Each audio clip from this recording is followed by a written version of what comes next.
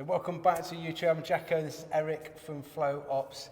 There's a reason I've got my shirt off, is because I'm going to do some demonstrations, because Eric has been doing some work with me on the position of our rib cage, particularly the forward position and the tilting of the rib cage, which has been so important for our functional movement, but also actually how well that we breathe. But the thing we're going to focus on today is how it is affecting your shoulder function, stability, and strength during a pull-up.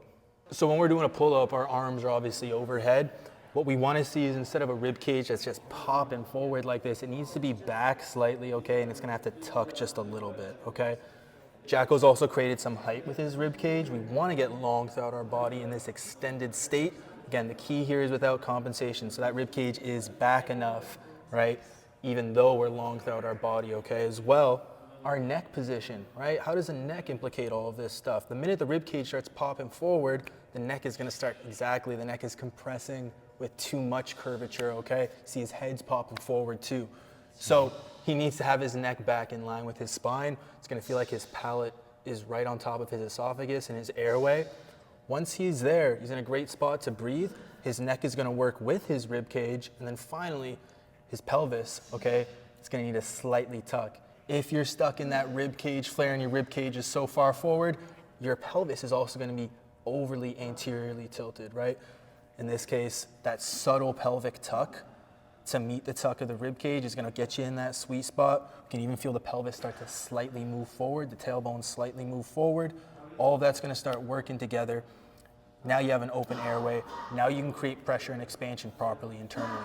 I've increased the number of pull-ups I can do in literally 1 week by 2 reps by some positional work with my rib cage, thanks to Eric from Flow Ops, and we're going to share them with you in today's video. So one of the things that's really challenging with this rib cage position during a hanging exercise is that when we're hanging, the arm is overhead. If you're struggling with your overhead shoulder mobility and that thoracic extension, your compensation pattern is going to be that rib cage. So you're going to compromise your rib cage, compromise your breathing, but it's also going to compromise the strength that you can put down, because you're compromising the position of the scapula. So what do I mean? You can see that the scapular movement out overhead compared to when it's down below. Hopefully you can see some stuff moving around the back of there. That shoulder blade has to ride on my rib cage. It can't move and rotate and ride anywhere else. It has to have this upward rotation of the scapula when the arm is overhead. And if my rib cage is projected forward towards Eric, I know he likes it, but if it's projected forward towards him, where's my shoulder blade going? It's coming forward with him. And so not only is it forward, in this position, we're getting that tilt backwards, and I'm arching the back. Where's that putting the scapula? Back and down even more with it. It needs to get up and round to get over for the start of that pull-up. So I feel weaker in my pull-up position because I'm compromising the scapula, the shoulder blade, because I'm compromising the rib cage position, because the scapula only gets to ride on the rib cage. So Eric, let's have a look. See if you can guess who's going to be doing the pull-ups. So when we're hanging passively, a lot of the time what people go into is that compensation, just because we're lacking that lat length.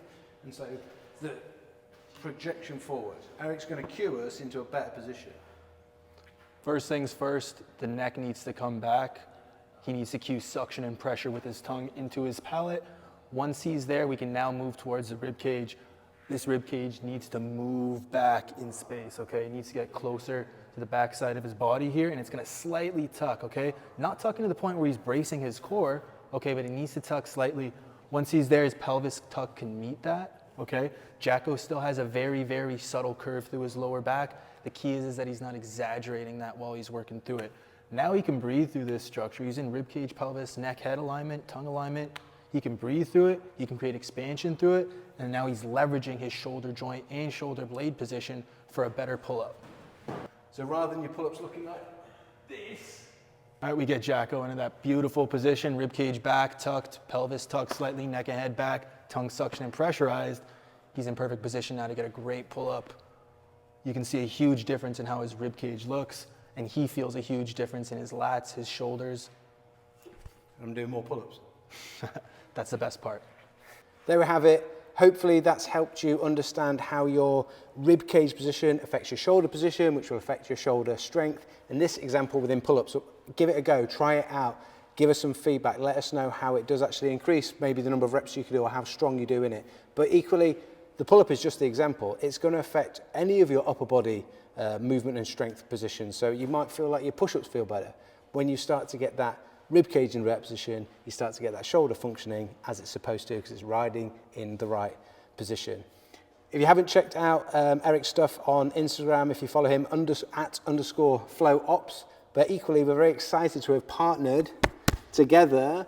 If there's a new course on probreathwork.com platform, which is a short course, video course series. You get lifetime access to it when you sign up. Eric is going to talk you through all the different positions that's important from the neck, from the rib cage, from the pelvis, how to build up your tongue strength, and all. Tell them a little bit about some of the things that they can expect to see. Well, first of all, I appreciate you having me on the platform, Pleasure. Jacko. You're not just going to see these benefits in your movement and your functionality. And like Jacko said, it's every exercise, not just a pull-up. But you're also going to see massive benefits in the openness of your airway and how you're breathing in real time.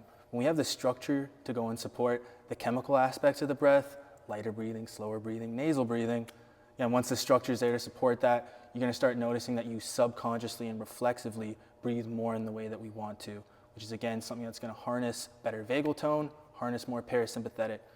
So I appreciate you guys for checking this video. Yeah, head over to probreathwork.com to check out the program.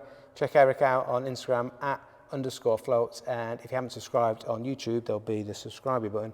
Click that somewhere. Okay. And most importantly, try to implement some of what you've learned, hopefully within this video, into how you move and how you build strength in your exercises. And let us know in the comments. Love to hear how many pull-ups you can do, or increasing pull-ups you can do. It's not a competition, but as in, has it helped you with this scenario, or have you applied this to something else? Would love to hear from you, so hit us up in the comments. Appreciate you guys. Till next time, keep it nasal. Keep it nasal.